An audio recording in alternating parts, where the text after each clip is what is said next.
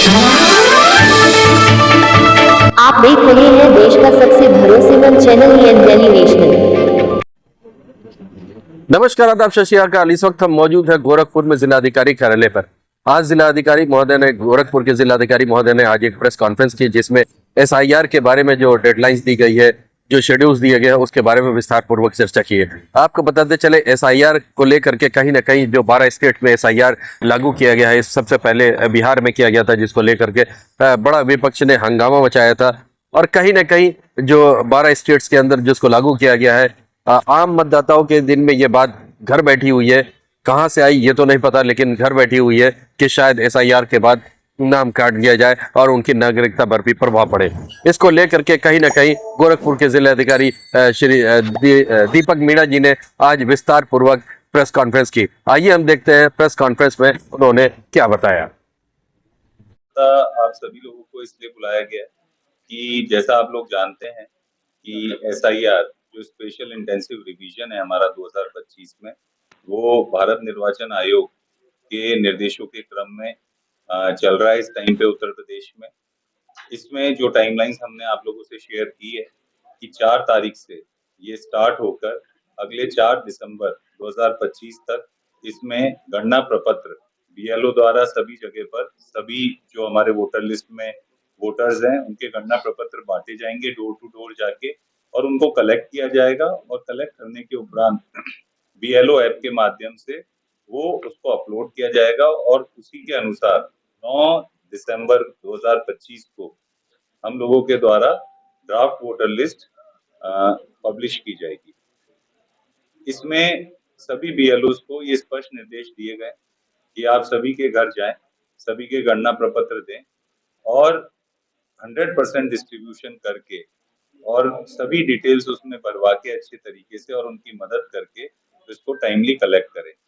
इसके अलावा गणना प्रपत्र के अलावा इस समय पे जो हमारे इन्यूमरेशन का पीरियड चल रहा है 4 नवंबर से 4 दिसंबर तक का, उसमें और कोई दस्तावेज या और कोई अभिलेख बीएलओ के द्वारा नहीं कलेक्ट होने।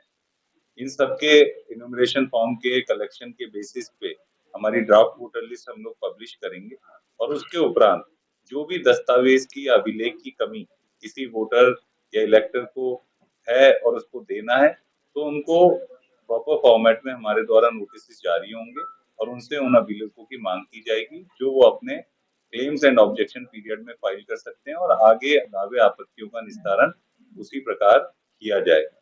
तो मैं आप लोगों के माध्यम से सभी जनपद वासियों से ये रिक्वेस्ट करता हूँ, अपेक्षा करता हूँ कि अपने बीएलओ से आप तत्काल संपर्क करें। वैसे वो सभी घर पर आएंगे, पर फिर भी हमने सभी बीएलओ का साइट पे नाम और डिटेल्स दे रखे हैं, आप उनसे संपर्क करें। आप उनसे कॉल भी रिक्वेस्ट कर सकते हैं, बुक कर सकते हैं कॉल, वो आपसे वापस से कॉल पे बात भी करेंगे और अपना गणना प्रपत्र लें और जल्दी से जल्दी उसको भर के अपने बीएलओ को वापस से सबमिट करें।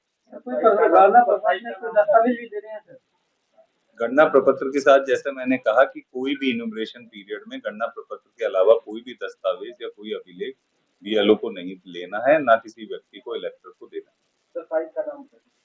हमारी जो voters.eci.gov.in हमारी एक साइट है, जिसपे सभी वोटर लिस्ट जो 2003, ये जो स्पेशल इंटेंसिव रिवीजन चल रहा है 2025 में, इससे पिछला एसआईआर हमारा 2003 में हुआ था, जिसमें वो सारी वोटर लिस्ट हमने बीएलओ को दी है। और अगर किसी व्यक्ति को 2003 की वोटर लिस्ट रेफर करनी है तो इस साइट जो मैंने बोली है कि voters.eci.gov.in पे जा सकते हैं और वहां से भी देख सकते हैं।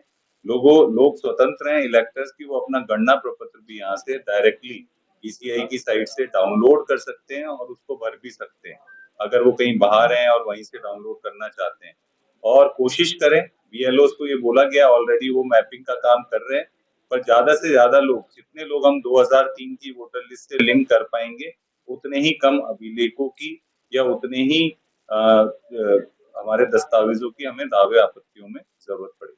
अच्छा सर, पोलिंग स्टेशन से अगर मतदाता की दूरी दूर है, एक्सचेंज कराना चाह सकता है, ऐसा कोई प्रावधान है? नहीं, ऑलरेडी हमने पॉलिटिकल पार्टीज के साथ मीटिंग की है।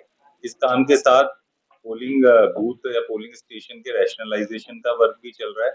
आपके माध्यम से भी मैं ये कहना चाहूंगा कि अगर कोई भी ऐसा पोलिंग स्टेशन है जिसको आपको लगता है कि उससे बेहतर और मानक पूर्ण करता हुआ उसके विसिनिटी में दूसरा पोलिंग स्टेशन है जहां पर बनना चाहिए, वो कोई भी व्यक्ति या पॉलिटिकल पार्टी मतलब वो अपने ऑब्जेक्शन रेज कर सकता है। हम लोग भी सारे पोलिंग स्टेशन को फिजिकली वेरीफाई कर रहे हैं और जहाँ पे भी वोटर्स और इलेक्टर्स के लिए जो सहूलियत हम दे सकते हैं और उसके लिए हमें मानक अनुसार कहीं चेंजेस करने पड़ेंगे तो हम लोग वो भी चेंजेस करेंगे। सर लोगों को भ्रांति क्या है कि नाम कट जाएगा वोटर लिस्ट से, तो ऐसे लोगों से क्या अपील करना चाहिए?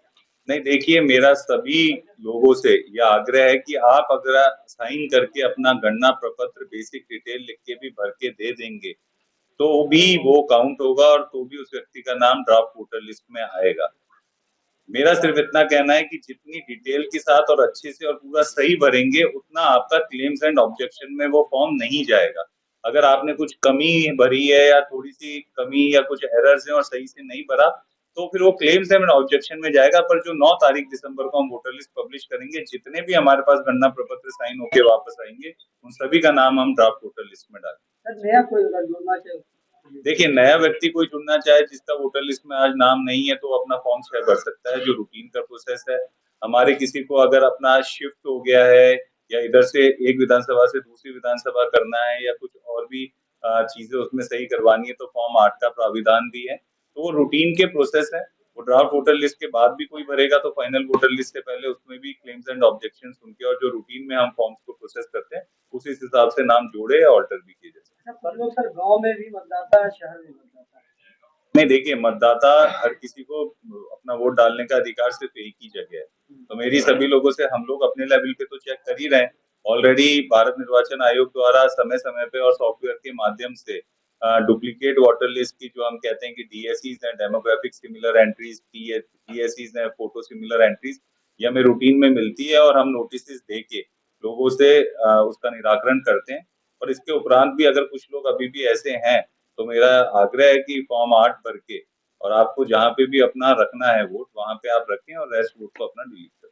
सर किसी मकान नंबर में 50 लोग वोटर हैं और 40 लोग बाहर हैं, 10 लोग घर पे, तो उनका कैसे भरा है? नहीं देखिए, ये मतलब ये एक हमारे पास वो भी है, अपॉर्चुनिटी भी है कि जब हम फॉर्म्स भर रहे हैं और गणना प्रपत्र भर रहे हैं तो जो डिटेल सही नहीं थी उसको भी बीएलओ अब सही कलेक्ट कर लें। मकान नंबर कहीं पे 0 थे तो उसको मकान नंबर अगर है तो वहाँ कर लें। और अगर किसी मकान में जेन्युइनली कुछ लोग बाहर काम से भी उनका गणना प्रपत्र लेके भर के वापस कर सकते हैं। वो उनके रिलेटिव मतलब मदर फादर या जो भी उनके क्लोज फैमिलीज हैं तो उनके द्वारा भी हम लोग वो गणना प्रपत्र कलेक्ट कर लें। ये थे गोरखपुर के जिलाधिकारी दीपक मीणा जी जो प्रेस से मुखातिब थे और उन्होंने बड़े विस्तार से टाइमलाइन के बारे में बताया, जो एसआईआर होना है उसके बारे में बताया, बीएलओ का क्या रोल होगा उसके बारे में बताया, इलेक्शन कमीशन ऑफ इंडिया का क्या रोल है उसके बारे में बताया, नए मतदाताओं को कैसे जोड़ा जाएगा उसके बारे में बताया। अगर किसी का एक से ज्यादा जगह पर अगर है नाम है तो उसको एक जगह पर करना ही सही होगा, उसके लिए कौन सा फॉर्म लगेगा, विस्तार पूर्वक बनाया। आप मेरे साथ बने रहिए, एसआईआर पे हम अपडेट देते रहेंगे। जो भी होगा आपका क्या कहना है कमेंट बॉक्स में जरूर लिखें। मैं मोहम्मद यूसुफ, गोरखपुर से, ये डेली नेशनल के लिए है।